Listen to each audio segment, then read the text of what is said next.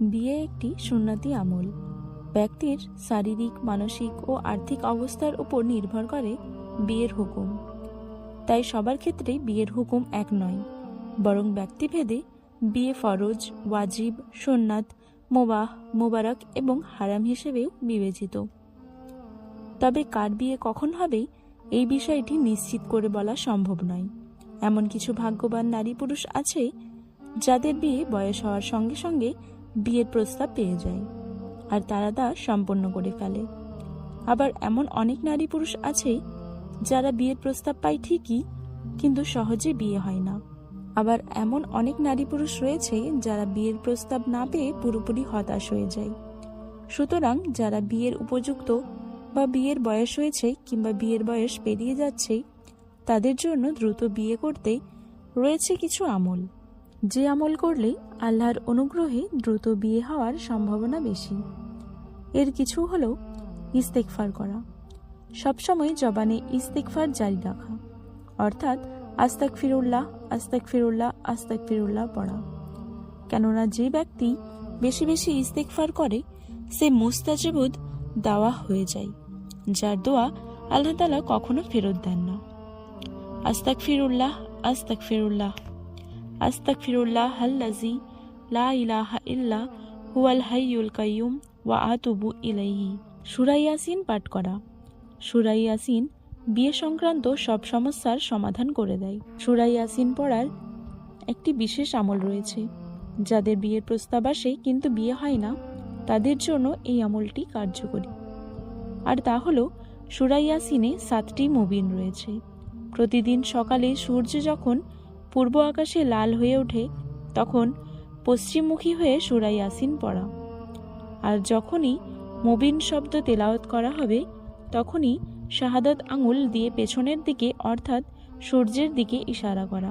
সূরা আদ-দোহা সহ সূরা কাসাসের এই আয়াত পাঠ করা।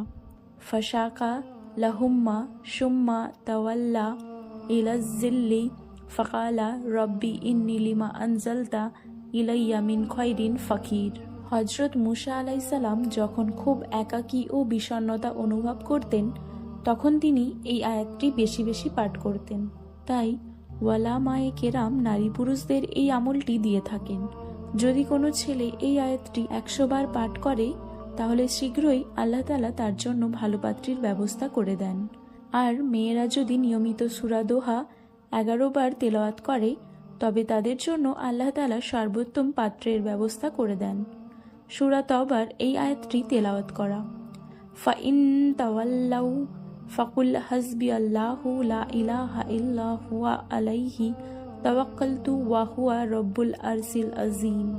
প্রতিদিন নামাজ আদায় করার পরপর বিয়ে আকাঙ্ক্ষী নারী পুরুষের নিয়মিত এই আমলটি করা। সূরা মারিয়াম পড়া। দিনের যে কোনো ওয়াক্তের নামাজ আদায় করে সূরা মারিয়াম তেলাওয়াত করা। এই আমলটি যারা বিয়ে করবে তারা পড়বে। যদি ছেলে মেয়েরা না পড়ে কিংবা পড়তে না পারে তাদের বাবা মা বা অভিভাবকরাও পড়তে পারে। তসবিহ ফাতেমি। নিয়মিত নামাজের পর তসবিহ ফাতেমি পড়া। আর তসবিহ ফাতেমি পড়ার আগে কোরআন তেলাওয়াত ও দরুদ শরীফ পাঠ করে পড়া উত্তম। তসবিহ ফাতেমি হলো সুবহানাল্লাহ 33 বার পড়া, আলহামদুলিল্লাহ 33 বার পড়া, আল্লাহু আকবার 34 বার পড়া। সূরা মুজাম্মিল পড়া। যদি কোনো মেয়ে বড় হয়ে যায়, কোনো বিয়ের প্রস্তাব না পায়, তাহলে মা বাবা অথবা অভিভাবক যে কোনো একজন শুক্রবার জুমার নামাজের পর 2 রাকাত নামাজ আদায় করে 21 বার সূরা মুজাম্মিল পড়বে। আল্লাহ তাআলা বিয়ে প্রত্যাশী নারী পুরুষ কিংবা তাদের অভিভাবকদের নিয়মিত উল্লেখিত আমলগুলো করার তৌফিক দান করুন। আমিন। কুরআন সুন্নাহর বিধিবিধান যথাযথ পালন করার তৌফিক দান করুন। আমিন। আজ এই পর্যন্ত। সকলে ভালো থাকুন, সুস্থ থাকুন। আবার ফিরছি একটি নতুন ভিডিও নিয়ে। এইরকম আরও ইসলামিক ভিডিও পেতে আমাদের চ্যানেলটি সাবস্ক্রাইব করে পাশে থাকা বেল আইকনটি প্রেস করে দিন, যাতে যখনই কোনো নতুন ভিডিও আসবে সর্বপ্রথম আপনার কাছে পৌঁছায়।